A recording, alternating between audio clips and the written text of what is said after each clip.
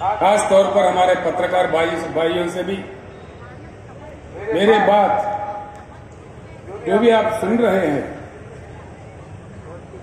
यहीं भूल मत जाइए, यहीं छोड़ मत जाइए। आप वापस अपने गांव या अपने बस्ती, अपने शहर में जाने के बाद जरूर इन बातों पे चर्चा करें। ये मैं आपसे चाहता हूं। इस बात की इस देश में बहुत सख्त आवश्यकता है। देश की विचारधारा में, देश के सोच विचार में, देश को चलने चलाने में बड़ी परिवर्तन की आज आवश्यकता है। हमको आजादी मिले 75 साल गुजर गए। सरकारें कई बने, नेता कई आए, आमदार, खासदार, मंत्री, मुख्यमंत्री, प्रधानमंत्री कई बने। उनको हम ही लोग बनाते गए। एक बात पे विचार कीजिए, भाषण तो बड़े लंबे लंबे आते हैं, कई बातें सुनने को आते हैं। सिंपल बात है, सिंपल बात है, कोई रॉकेट साइंस नहीं है। मैं जो बात आपके सामने रखना चाह रहा हूं, ये कोई रॉकेट वाला मामला नहीं है, बड़ा साइंस कुछ भी नहीं है इसमें, मामूली बात है। 75 साल के आजादी के बाद इतने मुख्यमंत्री, इतने पार्टियां, इतने सरकारें, इतने प्रधानमंत्री बनने के बाद आज देश में ना पीने को पानी मिलता है, ना सिंचाई को पानी मिलता है, ना बिजली मिलता है। ये क्या दिया नहीं जा सकता? क्या है उसकी, इन चीजों की उपलब्धि नहीं है? चक्कर क्या है? इस चीज को समझना है। हम समझ के भी ना समझ नहीं रहना चाहिए। एक बार समझ में आया तो एकजुट होना चाहिए। मेरा इतना ही बात है। आज के समय बड़ा दुख होता है, महाराष्ट्र राज्य में सबसे ज्यादा किसान आत्महत्या कर रहे हैं। क्या कारण है? क्या बात है? दया करके सोचिए। आत्महत्या कोई भी इंसान कब करता है? सारे ही रास्ते बंद होने के बाद मजबूरी हालत में, बड़ी आक्रोशित परिस्थिति में कितना उनका आत्मा घोषण करता होगा, कितना दुख होता होगा। अपने प्रियजनों को, अपने बच्चों को, अपने परिवार को छोड़ के किसी किसान आत्महत्या कर रहा है। क्यों करता है? देश को अन्नदान देने वाला अन्नदाता, दिन रात लगातार काम करके अपने खून पसीना बहा के देश को जीवन दान देने वाला अन्नदाता क्यों आत्महत्या करने पे मजबूर है इस देश में? क्या चक्कर है इसके पीछे? ये सोचने की बात है। अब इससे बुरा या और क्या हो सकता है? एक तरफ हमारे किसान मर रहे, रंग बिरंगी झंडे, भाषण देखो, माइक पड़ जाता है, घंटों पर भाषण, असेंबली में भाषण, पार्लियामेंट में भाषण। लेकिन किसानों के जो प्रेत, धान के जगह जो प्रेत उग रहे हैं किसानों के खेत में, इसमें रुकावट नहीं आ रही है। इसीलिए बीआरएस का सबसे पहले नारा, हिंदुस्तान में पहली बार किसी पार्टी ने कहा है, वो बीआरएस पार्टी है, अब की बार किसान सरकार।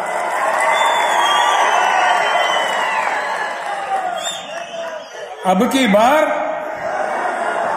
मुझे सुनने नहीं दे रहे। अब की बार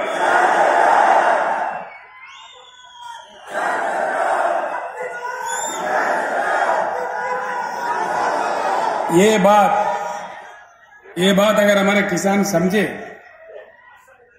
हमारे किसान अगर इस बात को समझे, धर्म के नाम पे, रंग बिरंगी झंडों के नाम पे, जाति के नाम पे, राजनीतिक पार्टियों के नाम पे बंटवारा नहीं होते हुए अगर हम एकत्रित हो, एकजुट हो, वज्रमूठ हो, ये कोई असंभव बात नहीं है। सिंपल बात है, इस देश में किसानों की संख्या 42% से ज्यादा है। 16 करोड़ हमारे किसान परिवार है और उसमें मजदूर खेती, हमारे खेती पे काम करने वाले जो मजदूर भाई है, हमारे साथी है, वो दोनों अगर मिला दिए हम 50% से आगे है। सरकार बनाने के लिए इससे ज्यादा ताकत नहीं चाहिए। एक ही बात गांव में जाकर चर्चा कीजिए, आज रात में, आज में, कल में, जब आपको टाइम मिले, अपने दोस्तों के साथ, अपने किसानों के साथ संजीदा बैठ के चर्चा उठाइए।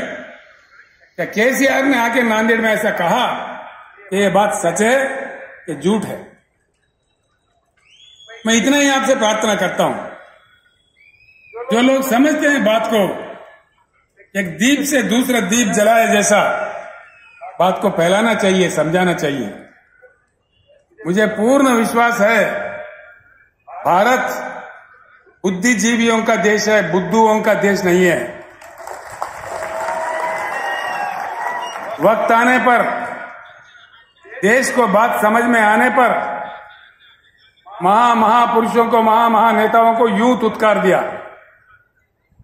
देश में जब इमरजेंसी लगा, पाबंदियां लगे, लोग नायक जयप्रकाश नारायण के एक आवाज पे सारे देश एकत्रित हुए, उस समय के महान नेताओं को यूं उठा के फेंक दिए। आज वक्त आया है किसान भाइयों, बहुत हो गया इंतजार। 75 साल काफी लंबा ही समय होता है। अब तक हम हल चलाते हुए कलम किसी और के हाथ में दिए। किसानों को आज सिर्फ हल चलाना नहीं, कलम चलाना, कानून बनाना भी सीखना चाहिए। बोलने से फायदा नहीं है भाइयों, खाली बोलना नहीं है, नारा लगाना नहीं है। खुद बन जाओ आमदार, खुद बन जाओ खासदार, तभी बनेगा किसान सरकार। ये चेतना अगर आ गया, मैं एक बात आपके सामने रखता हूं, मैं कोई अमेरिका का कहानी या किसी अन्य देश का कहानी या किसी अन्य राज्य का कहानी नहीं कहता, जो अपने महाराष्ट्र राज्य में उपलब्ध है। भाई क्या बात है, अब एक ही बात है, जब भी चुनाव आता है ना, चुनाव आने पर क्या हो रहा है,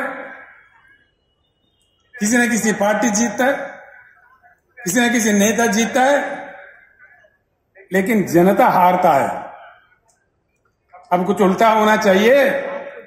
आगे चुनाव जब भी होगा, जनता को जीतना चाहिए, वो किसानों को जीतना चाहिए। हमारे समस्याओं का वही समाधान है। हकीकत में क्या है, भारत क्या गरीब देश है? बिल्कुल नहीं है। आप लोगों को आश्चर्य होगा, राजनीति में मेरा जीवन अब तक 50 साल बीत गए। मैं राज्य मंत्री, एमएलए, एमपी, केंद्र मंत्री, मुख्यमंत्री, कई चीज पर काम किया। अनुभव के साथ मैं कह रहा हूं, सत्य यह है कि हमारा देश अमेरिका से भी धनवान देश है। करने वाला अगर हो, नेता का काम ईमानदार हो, काम दमदार हो, अमेरिका से भी हम प्रबल आर्थिक शक्ति बन सकते हैं, इसमें कोई गुंजाइश, कोई शक नहीं है। लेकिन नहीं बनते। एक ही बात से आप समझ जाओगे। एक छोटी सी बात मैं आपको कहूंगा, मैं आपका ज्यादा वक्त भी खराब नहीं करूंगा, जो आप आसानी से समझ पाओगे वो बात मैं आपके सामने रखना चाहता हूं। यहां भारत में संपत्ति है, तो संपत्ति से प्रजा वंचित है। क्यों? क्या पाप किया है जनता ने? प्रकृति ने, भगवान ने 4 चीज, बहुत ही मूल्यवान चीज हमको दिया है। वो है पानी, भूमि, कोयला, काम करने वाले 140 करोड़ जनता। इस देश में अमेरिका हमसे 2.5 गुना बड़ा है, लेकिन उनके पास कृषि योग्य भूमि सिर्फ 29% है। चाइना हमारे से 1.5 गुना बड़ा है, लेकिन उनके पास कृषि योग्य भूमि सिर्फ 16% है। पूरे दुनिया में सिर्फ भारत ही ऐसा देश है जहां 50% कृषि योग्य भूमि है। भारत के भूमि को एकड़ में अगर नापा जाए, भारत का सारा जमीन, भारत देश का 83 करोड़ एकड़ बनता है, 83 करोड़ एकर्स। इसमें सीधे ही 41 करोड़ एकड़ कृषि योग्य भूमि है। ये आंकड़े मेरे नहीं है, केंद्र सरकार के आंकड़े हैं। एक चीज भूमि है, दूसरा चीज बारिश होता है भारत में हर साल। ये भी मेरे आंकड़े नहीं है, सेंट्रल वाटर कमीशन के आंकड़े हैं। 1,40,000 टीएमसी की बारिश होती है इस देश में, 1,40,000। इसमें आधा बारिश होने के समय में 0.5% इसमें बाष्पीकरण होता है, इवापोरेशन होता है। बाकी 70-75,000 टीएमसी शुद्ध पानी हमारे नदियों में बहता है, कश्मीर से लेकर कन्याकुमारी तक। आज तक हिंदुस्तान में आजादी से लेकर आज 75 साल तक पानी अगर उठाया तो सिर्फ 20-21,000 टीएमसी का उपयोग हो रहा है। बाकी 50,000 टीएमसी का पानी समंदर में बह जा रहा है। ये भी मेरे आंकड़े नहीं है, सेंट्रल वाटर कमीशन के आंकड़े हैं। 50,000 टीएमसी समंदर में जाता है। नेता हमारे तमाशा देख रहे, सरकार हमारे तमाशा देख रहे। कोने कोने में पीने का पानी का किल्लत। महाराष्ट्र मुझे बड़ा अजीब लगता भैया। महाराष्ट्र से कृष्णा निकलता है, गोदावरी निकलता है, यहाँ प्रवरा नदी है, पूर्णा नदी है, पेनगंगा है, वेनगंगा है, वारदा है, पंचगंगा है, घटप्रभा है, मंजीरा है, भीमा है, प्रणहिता है, इंद्रावती भी है और छोटे छोटे कई नदियां हैं। महाराष्ट्र राज्य में पानी का किल्लत क्यों? इसलिए इसके कसूरवार कौन है, तय करके सोचिए। मैं इसीलिए आप सब लोगों को प्रणाम करके प्रार्थना कर रहा था, वापिस गांव जाके इस बात को चर्चा कीजिए।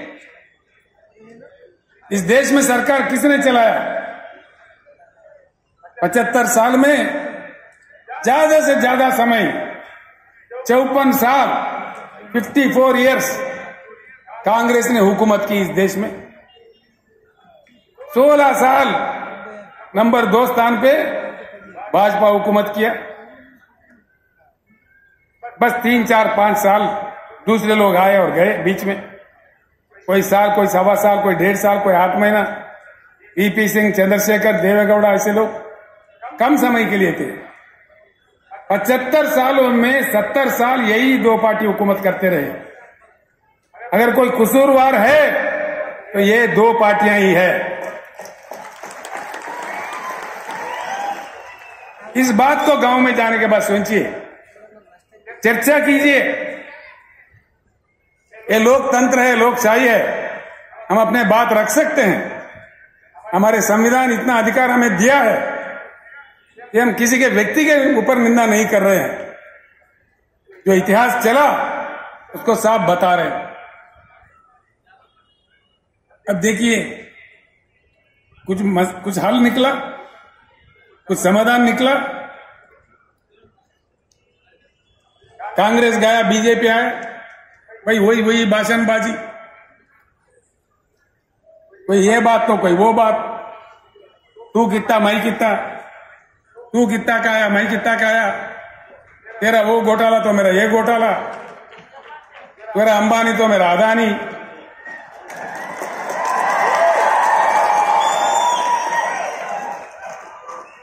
एक सिंपल बात मैं बताता हूं, सिंपल बात है जो आपके आंखों के सामने है, आसानी से आप समझ जाओगे। माननीय मोदी जी जैसे प्रधानमंत्री बने, उनका एक बड़ा गंभीर स्कीम था, make in India. Make in India joke in India बन गया। क्या किधर गया भाई make in India? Make in India काम करता तो हर शहर में, भारत के हर छोटे छोटे शहर में चाइना बाजार लगता है। पतंगों का मांझा चाइना से आता है।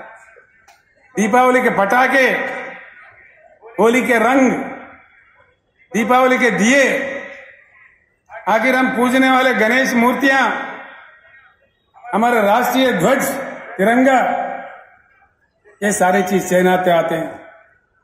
भाई घरे घर, गांव गांव, गली गली चाइना बाजार लग रहा है, तो कहां गया मेक इन इंडिया? चाइना बाजार क्यों लगता? भारत बाजार लगना चाहिए ना। बस ये बात सच है। नांदेड़ में कितना चाइना बाजार है गिन लीजिए। आप परमनी में जाओ, अकोला में जाओ, कहीं भी जाओ, सारे ही देश में, आप उत्तर प्रदेश जाओ, तमिलनाडु जाओ, तेलंगाना जाओ, आंध्रा जाओ, हर शहर में छोटे बड़े सब में चाइना बाजार लगा है। ये क्या हो रहा है देश में? कब तक ये बात चलते रहेंगे? ईमान से सोचिए, दिल से सोचिए। मैं इसलिए बार बार आपसे कह रहा हूं, मेरे बातों को सुन के यूं मत छोड़ दीजिए। मैं आपका भाई हूं, आपका बेटा हूं। मैं दुख दर्द से ये बात कह रहा हूं। ये बात जरूर सोचिए, चर्चा कीजिए। ऐसे ही दो तीन बात और बताने हैं। इस देश में 50,000 टीएमसी पानी जा रहा है। ना हमको पीने का पानी मिलता, ना सिंचाई का पानी मिलता, ना बिजली मिलता। फिर क्या मिलता भाई? भाषण मिलेगा, मन की बात, ये बात वो बात। कब तक मिलेगा? हमारे मरते दम तक। मरी तो रहे हैं। तो इस बात पे बहुत सीरियस तरीके से आप लोगों को, खास तौर पर किसान भाइयों को, किसान घर के महिलाओं को, हमारे युवा लोगों को, हमारे पढ़े लिखे लोगों को, हमारे वकील साहब लोगों को, हमारे टीचर्स, लेक्चरर्स जो बुद्धिजीवी है, जो लेखक, कवि, गायक है, सारे लोगों को मैं सर झुका के प्रणाम करके इस पावन धरती, महाराष्ट्र के पावन धरती से विनय पूर्वक विनम्र करता हूं, दया करके इस बात पे सोचिए। ये कोई राजनीति नहीं है, हमारे जीवन और मृत्यु की सवाल है, जिंदगी और मौत की सवाल है। कब तक मरते रहेंगे? क्यों मरना भाई? क्या हमारी किस्मत यही है? हम आत्महत्या करने के लिए पैदा हुए? और तो और देखिए, मैं आपको एक बात बताता हूं। दो तीन बातें हैं, आप बड़ी आसानी से समझ सकेंगे। महाराष्ट्र में नदियां इतने सारे हैं, देश में तो और कई हैं, जैसा मैंने कहा। बाकी बहुत सारे चीज जो स्टैटिस्टिक्स है, ऐसी आम सभाओं में जो नहीं कहा जा सकता, वो आज मैं पत्रकारों के इसमें गोष्ठी में मैं बताने वाला हूं। कल जरूर दया करके अखबार भी पढ़िए, लोकमत पढ़िए, देशोन्नति पढ़िए, जो पत्र आपके पास आते हैं वो पढ़िए। एक बात सुनिए, दुनिया का सबसे बड़ा रिजर्वायर, पानी का रिजर्वायर है, हमसे बहुत छोटा देश में, जिम्बाब्वे देश में है। उसका स्टोरेज कैपेसिटी, उसकी क्षमता है 6,500 टीएमसी, 6,533 टीएमसी, सबसे दुनिया का बड़ा ये रिजर्वायर है। इसी प्रकार के नाइलू नदी पे, रशिया में अंगारा नदी पे, चाइना में हैंगजी नदी पे